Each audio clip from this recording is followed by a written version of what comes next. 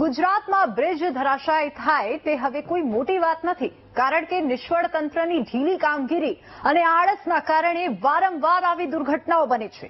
તાજેતરમાં જ ગંભીરા બ્રિજની દુર્ઘટના બની, જે આપણે જોઈ, અને આવી જ રીતે નેશનલ હાઈવે પર 2 વર્ષ પહેલા એક બ્રિજ ધરાશાયી થયો હતો।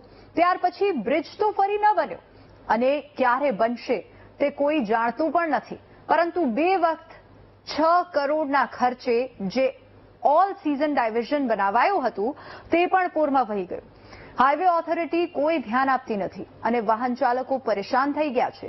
તેવામાં હવે કંટાળીને વાહન ચાલકોની વારે સ્થાનિકો આવ્યા છે। કેવી રીતે સ્થાનિકોએ લોકોની સમસ્યાનો રસ્તો શોધ્યો, આવવું જોઈએ।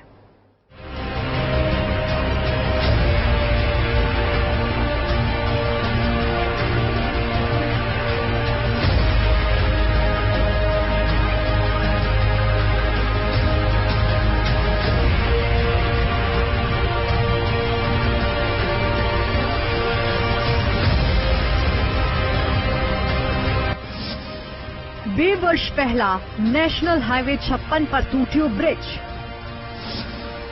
બ્રિજ તૂટ્યો, કરોડોના ખર્ચે ડાયવર્ઝન બન્યું। 2 વર્ષમાં 2 વખત ડાયવર્ઝન પૂરમાં વહી ગયું।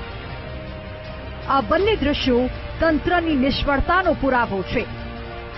દ્રશ્યો નેશનલ હાઈવે 56 પર પાવી જેતપુર ગામ નજીક ભારજ નદીમાં બનાવેલા ડાયવર્ઝનના છે, જે ડાયવર્ઝન પૂર આવતા જ નદીમાં વહી ગયું।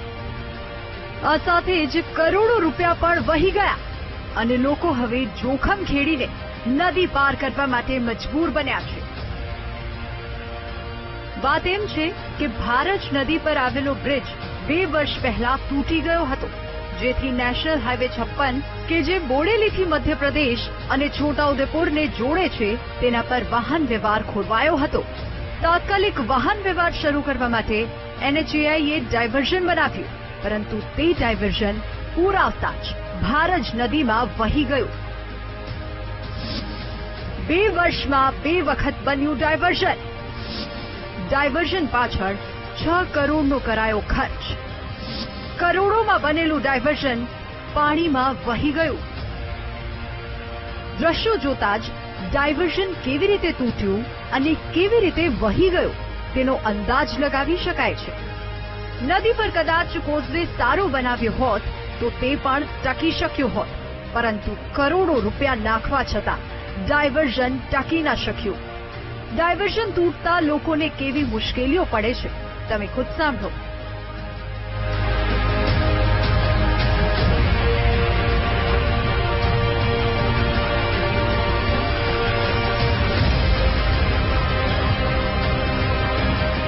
બહુ તકલીફ થાય। ઉપરથી રેલવે પરથી જવાનું, બીજો કોઈ રસ્તો જ નહીં। અને પાણી ઓછું થયું તો નદી બ્રિજ જવા થયેલું, પણ તેમાં બી તકલીફ। ઘણા લોકો, એક ભાઈ તો એવું થયેલું વચ્ચે કે બાઇક લઈને સરકતા પાણી વધારે હતું તો બાઇક છોડી દીધી અંદર અને ચાલતો નીકળી ગયો બહાર એટલે મતલબ બહુ તકલીફ એ ડાયવર્ઝન બન્યું, તૂટી ગયું અને પૈસા બધા ચડી ગયા। તો લાખ રૂપિયા, 1 કરોડ નો ખર્ચો પણ કર્યો નથી। એ લોકો કાદુ બધું પૂરીને ડાયવર્ઝનમાં એવું રહેતું છે। પેલું અમે કીધું ને આ નહીં કરે, આ નહીં કરે, તો કાદુ પૂરી કે તમે આગેલે ડાયવર્ઝન તોડી ખાજ્યા, પાછું ડાયવર્ઝન તોડી ખાજવાનું, આવું બોલ્યા હતા। ડાયવર્ઝન તૂટ્યું, લોકો જોખમ ખેડવા થયા મજબૂર। 40 કિલોમીટર ન ફરવું પડે તે માટે લોકો ખેડે છે જોખમ। પૂર આવે ત્યારે રેલવે ટ્રેક પરથી રાહદારીઓ ચાલવા મજબૂર। 1-2 દિવસ 40 કિલોમીટર ફરવું પડે તો વાત સમજાય, પરંતુ રોજ ફરવું પડે તો કોઈને ના પોસાય।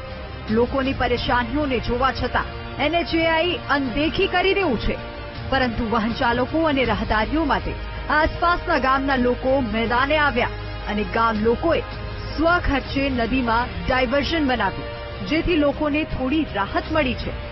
પરંતુ આ રાહત માત્ર ને માત્ર 24 કલાક પૂરતી જ હતી, કારણ કે 24 કલાકમાં જનતાએ બનાવેલ ડાયવર્ઝન પણ તૂટી ગયું।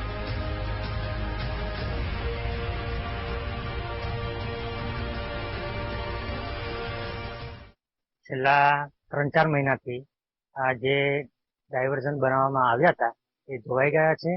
પહેલું કે આ વરસાદ જે પુલ તૂટ્યો એને 1 વર્ષ ઉપર થઈ ગયું છે। અને પહેલા જનતા ડાયવર્ઝન બનાવવામાં આવ્યું, પછી હાલ ધોવાઈ ગયું, પછી 2 વખત તંત્ર દ્વારા બનાવવામાં આવ્યા ડાયવર્ઝન, એ પણ ધોવાઈ ગયા, અને છેલ્લા 2 દિવસથી જનતા ડાયવર્ઝન પાછું બનાવવામાં આવ્યું, તો તે આજે સવારથી પાછું ધોવાઈ ગયું છે. તો જનતાને બોરેલી સુધી ગામ અર્થે કે પછી વડોદરા સુધી જવા માટે છોટાઉદેપુરથી જેતપુર પાવે, રંગલીથી બોરેલી, અને બીજો રસ્તો છે એ ઉદયપુરથી તેજગઢ, તેજગઢથી જાંબુઘોડા રહી બોરેલી જવું એ ખૂબ લાંબો ફેરો પડે છે.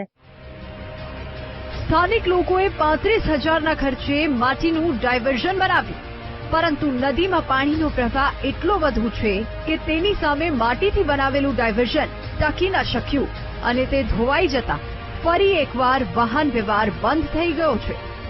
લોકો જોખમ ખેડવા મજબૂર બન્યા છે. ત્યારે સવાલ એ થાય છે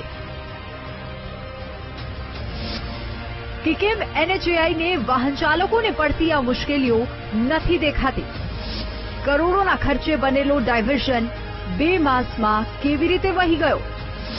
બ્રિજ તૂટ્યાને 2 વર્ષ થયા છતાં કેમ નવા બ્રિજનું કામ શરૂ ન થયું? કોના પાપે લોકો રોજ જોખમ ખેડવા માટે મજબૂર છે?